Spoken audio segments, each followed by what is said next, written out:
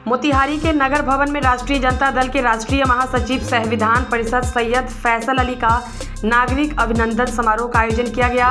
MLC Syed Faisal Ali साहब को विशाल माला पहनाकर स्वागत किया। इस अवसर पर फैसल अली साहब ने कहा कि राष्ट्रीय जनता दल एकमात्र ऐसी पार्टी है जो गरीब, शोषित, पिछड़ों के हक एवं हकूक के लिए संघर्ष करती है। एनडीए सरकार अंबानी अदानी के इशारे पर चल रही है। तेजस्वी प्रसाद यादव जी ने आरक्षण के दायरे को बढ़ाया, सरकारी नौकरियां दी, माए बहन योजना महागठबंधन की सरकार में लागू किया जाएगा, 200 बिजली यूनिट फ्री किया जाएगा। एनडीए सरकार संविधान को खत्म करना चाहती है। बिहार में रोज बलात्कार, हत्या, लूट हो रही है। अफसरशाही चरम सीमा पर है। चंपारण मेरा हमेशा से कर्म भूमि रहा है। आज सम्मान जो चंपारण वासी ने दिया है उसे भुला नहीं सकता। यादव जी पूरे गांव-गांव, शहर-शहर घूम रहे हैं, जनसंवाद का कार्यक्रम कर रहे हैं, तो माई बहन योजना के बारे में चर्चा कर रहे हैं। देखिए, इस बात को हम सब जानते हैं कि अगर घर की महिला खुश है, घर की महिला का आप ध्यान रख रहे हैं, तो न सिर्फ एक परिवार का बल्कि पूरे समाज का निर्माण कर रहे हैं। और ये सोच तेजस्वी यादव की है कि महिलाओं का सम्मान किया जाए, महिलाओं के हाथ में शक्ति दी जाए, महिलाओं को आर्थिक शक्ति दी जाए, जो बहुत महत्वपूर्ण है। और इसलिए उन्होंने ये अनाउंस किया है, ये घोषणा की है कि हमारी सरकार बनते ही हर एक महिला को माँ को 2500 रुपए की मासिक सपोर्ट दिया जाएगा। अब आप ये सोच के देखिए कि हर घर में, हर परिवार में 2-4 महिला होती है। अगर 4 महिला भी किसी परिवार में है तो 10,000 रुपए की राशि उसको घर घर में पहुंचेगी।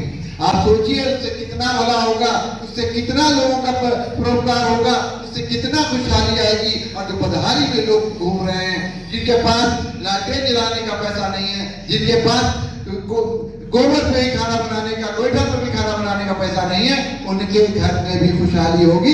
इसीलिए हम कहते हैं कि तेजस्वी यादव यानी जन सरोकार का नेता, तेजस्वी यादव यानी जन सरोकार की सरकार। और ये जो भी मनुवादी सरकार है वो आपकी नहीं सोचती है, वो सोचती है अंबानी की, अडानी की और मनुवादियों की, जो ये चाहते हैं कि पूरे देश को एक रंग में, भगवा रंग में रंग दिया जाए और हिंदू मुसलमान करवा करके पूरे देश को, समाज को विघटन की कगार पे लाया जाए और पूरे देश में किसी न किसी तरह का गृह युद्ध छेड़ दिया जाए।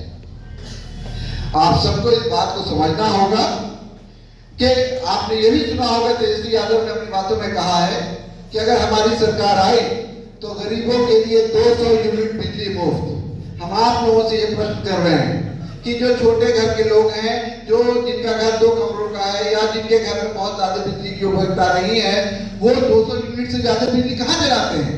यानी कि बिहार की एक बड़ी आबादी, बिहार की 2/3 से ज्यादा आबादी के लिए बिजली मुफ्त हो जाएगी। ये मामूली बात आप समझ रहे हैं? आज हम लोग किस चीज में त्रस्त हैं? बिजली का बिल देने में, स्कूल की फीस देने में, स्कूल को, शिक्षा को लेकर के भी उनकी अपनी सोच है कि हर जिले में, हर प्रखंड में, हर पंचायत में ऐसे स्कूल को और बढ़ाया जाए ताकि लोग जो शिक्षा नहीं पा रहे हैं या उनके पास वैसा इंसेंटिव नहीं है जो स्कूल तक अपने बच्चों को भेजें, उनको अपने बच्चों को स्कूल तक पहुंचाने और भेजने की व्यवस्था की जाए।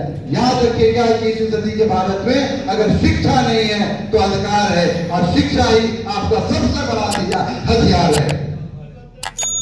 आपको शिक्षा से वंचित करने के लिए मैं बहुत अदब और एहतराम से आप लोगों से, बहुत अनन्य विनय के साथ ये बात कहना चाह रहा हूं कि आप लोग जो बहुत बड़ी आबादी है बिहार और देश का, वो शिक्षा से दूर रहें। इसकी सुनियोजित साजिश होती है, षड्यंत्र होता है। आपको लगा दिया जाता है जयकारा लगाने के लिए, आपको लगा दिया जाता है ढोल मजीरा बजाने के लिए, और अपने बच्चों को भेज देते हैं लोग लंदन और अमेरिका के स्कूल में पढ़ाई करने के लिए। इस बात को आपको समझना होगा। आपको यह बताया जाता है कि धर्म खतरे में है, आपको यह बताया जाता है कि हिंदू खतरे में है, आपको यह बताया जाता है कि मुसलमान खतरे में है। ना हिंदू खतरे में है, ना मुसलमान खतरे में है। अगर खतरे में है तो ये समाज खतरे में है, ये देश खतरे में है, यहाँ का रिकॉर्ड खतरे में है। और ये खतरा सुनियोजित षड्यंत्र के तहत पैदा किया गया। इस देश का, सनातन की धरती का इतिहास रहा है। सनातन सनातन सनातन ये लोग करते हैं, सनातन का अर्थ नहीं समझते। सब बहुत सद्भाव की भावना होनी चाहिए यहाँ पे, अतिथि देवो भव की भावना होनी चाहिए यहाँ पे, यहाँ पर मिलजुल के रहने की भावना होनी चाहिए। सनातन का ये अर्थ है। लेकिन ये लोग अपने निहित स्वार्थ के कारण, ये लोग अपनी कुंठित मानसिकता के कारण, अपनी दूषित संस्कृति के कारण हमको और आपको बहलाते हैं, वर्गलाते हैं, लड़वाते हैं। और बहुत दुख के साथ ही कहना पड़ रहा है कि हमारे और आपके समाज के कुछ बच्चे भी उनके वर्गलाने में, उनके बहकाने में आ जाते हैं।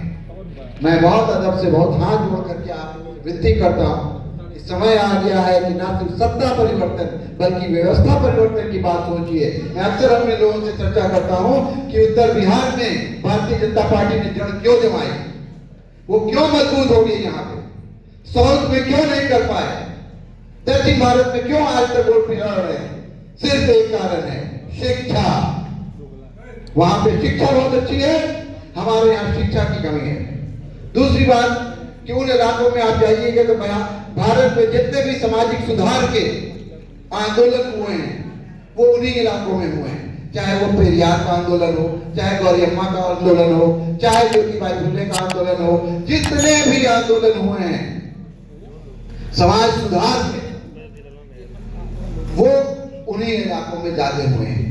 हम लोगों ने सत्ता यहाँ जरूर पाई, सत्ता पे हम जरूर काबिज हुए, लेकिन सुनियोजित तरीके से, सुव्यवस्थित तरीके से समाज में जागृति लाने में हम कहीं ना कहीं पिछड़ गए। और यही कारण है कि आज पिछड़ा दलित, अति पिछड़ा का बच्चा भी कहीं ना कहीं वो झंडा ढोना शुरू कर दिया है। उन लोगों को जिनको जो भव्य राम मंदिर बना है अयोध्या में, उस कार्यक्रम में हिस्सा लेने के लिए बुलाया नहीं गया, दावतनामा नहीं मिला, निमंत्रण नहीं मिला, वो लोग भी जाकर के उनका नारा लगा रहे हैं। इससे बड़ा दुर्भाग्य और क्या हो सकता है। और इसके लिए हम लोगों को लड़ाई लड़नी होगी, हम लोगों को मानसिकता के स्तर पे, वैचारिक स्तर पे लड़ाई लड़नी होगी और ये बताना होगा कि तुम जिनकी घर का झंडा ढोने का काम कर रहे हो, तुम जिनका जयकारा लगा रहे हो, वही तुम्हारे समाज में हाहाकार मचा रहे हैं, वही तुम्हारे हक मारी कर रहे हैं, वही तुम्हारे आरक्षण को समाप्त करना चाहते हैं, वही तुमको यहाँ हिंदुस्तान में दूसरे दर्जे का शहर बना कर रखना चाहते हैं।